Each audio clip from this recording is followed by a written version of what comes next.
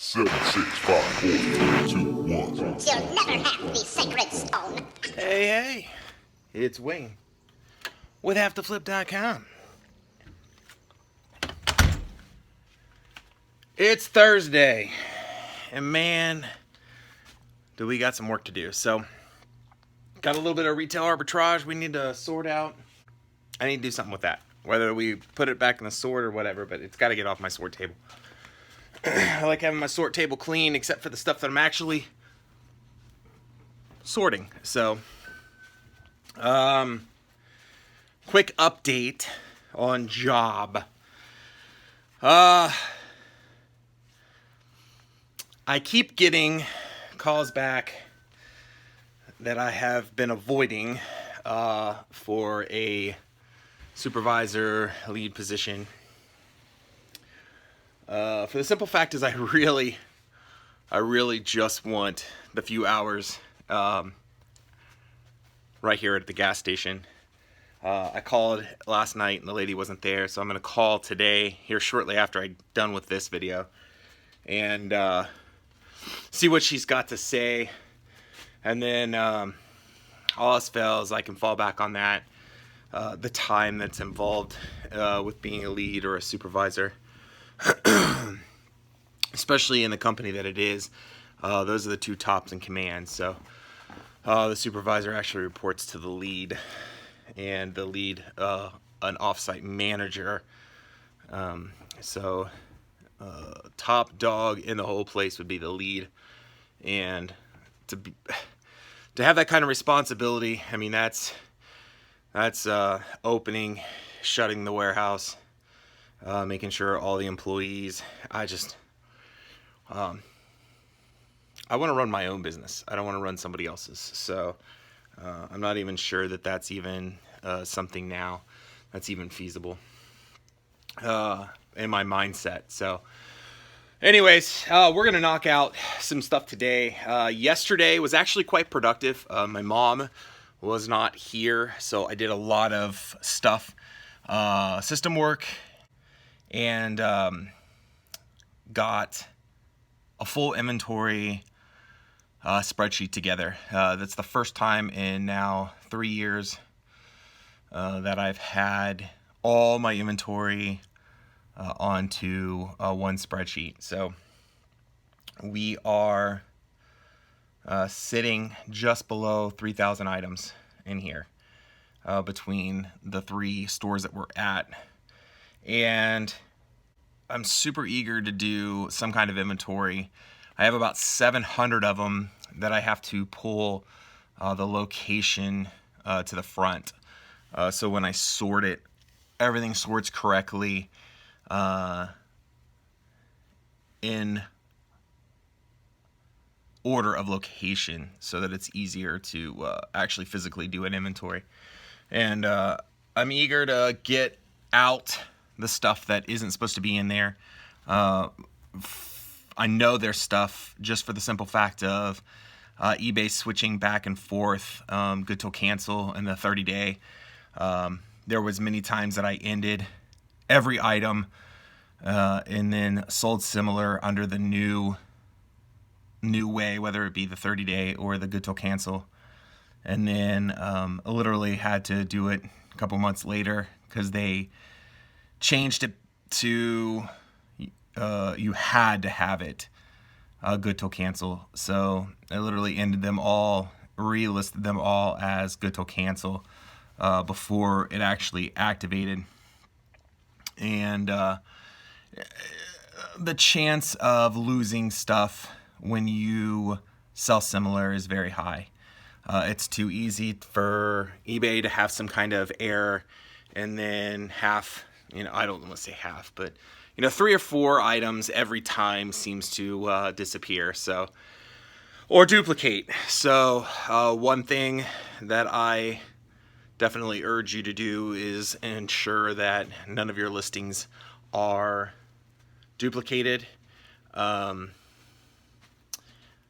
is a website that you can actually use to verify whether you have any duplicate listings or not.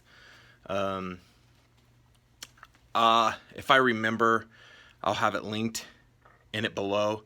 I'll try to remember to get that in there. It's a nice little tool. I use it. I had it in a schedule where I was doing it every month, but I hadn't done it in ages because everything went to good to cancel, so it automatically listed. When I was doing ending and relisting is similar, I used it all the time. So I haven't done that in a while. I had 3 items that were out there that were duplicates. Now, I'm hoping that's it, because I could have sold something of one of them and that secondary listing is still out there, that it wouldn't show that it was a duplicate because there was no duplicate because it had already sold. So I'm hoping there isn't that. I have ran into that before.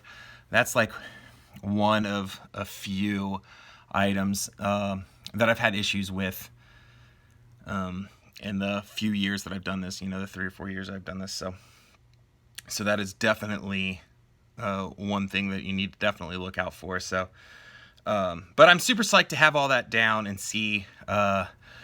There is no real easy way to do it. I ended up using a web page scraper. I had to set it all up.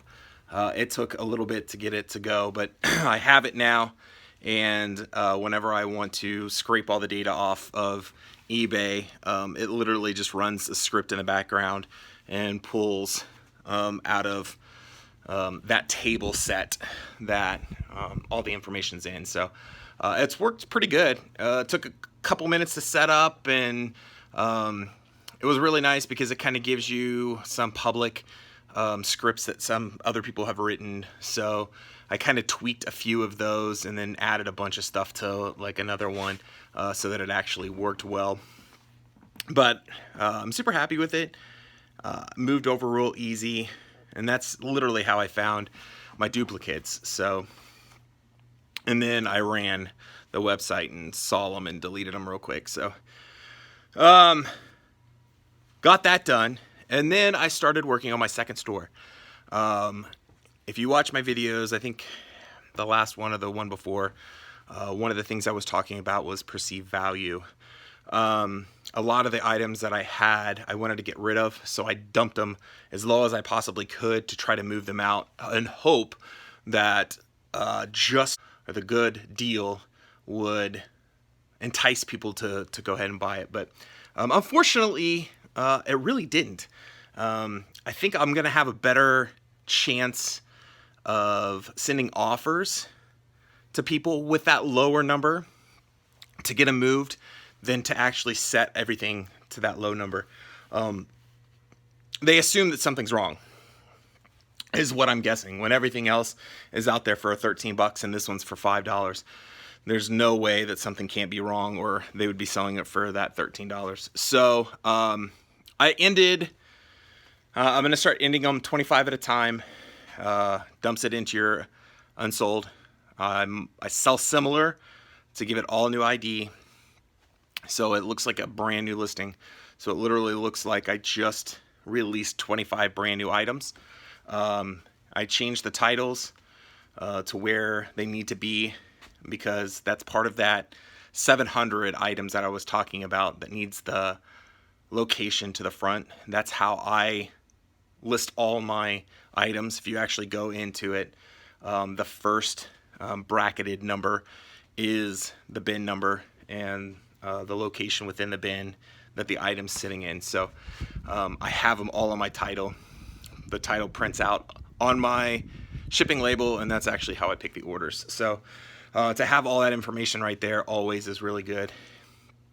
And when I'm using the scraper, I have my custom field that holds other data, when it was purchased, how much it was purchased for, any secondary things that I might do if I cross post or so on and so forth. So I really can't print the custom field on my shipping label.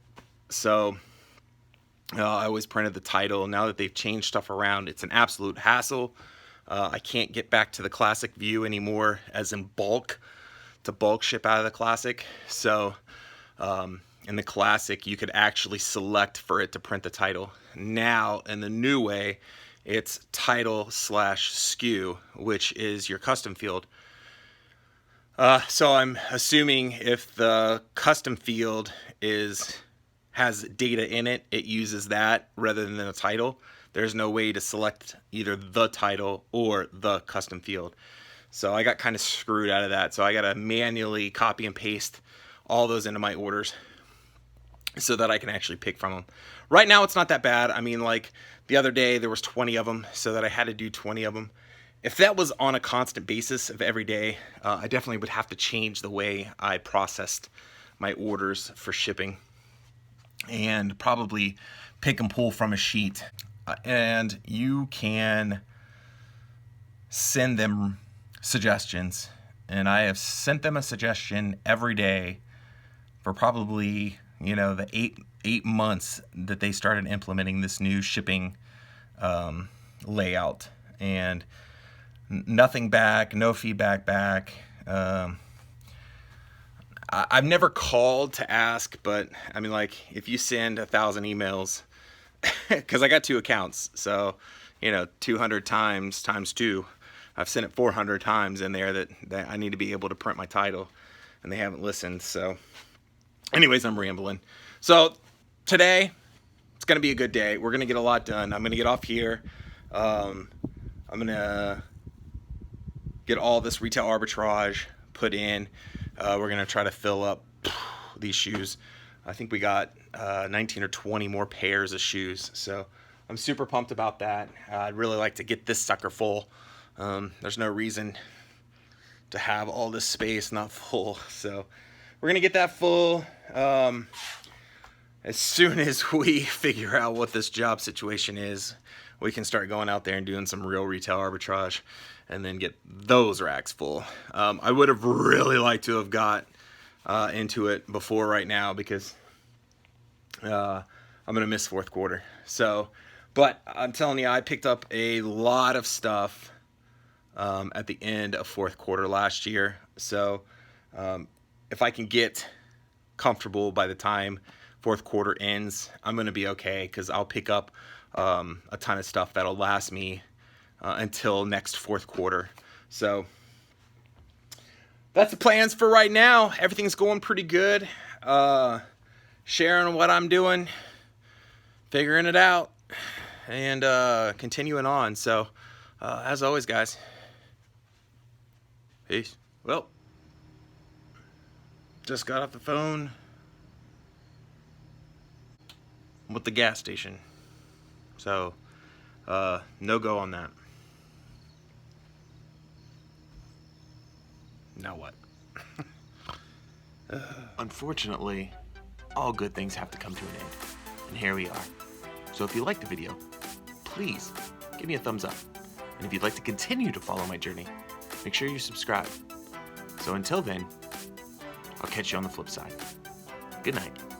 Goodbye. See you later. Toodaloo.